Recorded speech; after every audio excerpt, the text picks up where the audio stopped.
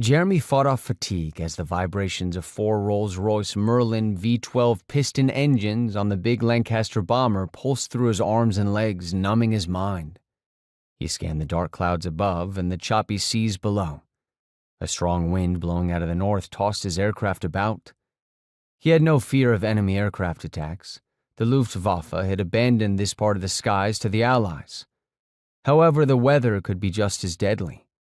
He had barely had time to acquaint with his crew, and even less time to get to know the leader of Force B. The past 3 days of becoming marginally flight certified on his Lancaster was grueling, leaving him exhausted at day's end.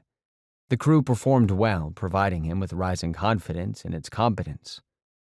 He could only hope he provided back the same sense. Each crew member was a blooded veteran.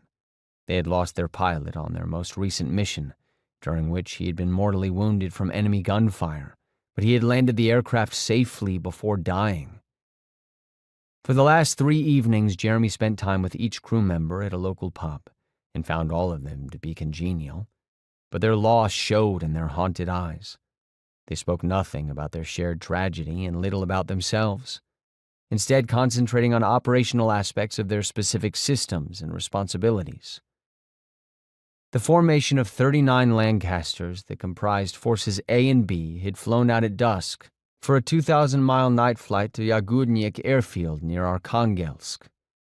They flew high at 12,000 feet because their intended route would take them over enemy territory in Norway and across neutral Sweden.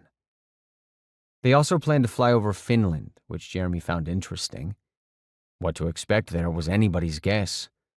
The country had been allied with Germany and fought fiercely against Russia for most of the war, but its president had signed a ceasefire with the Allies only 11 days ago and was expected to enter a peace agreement in a few days.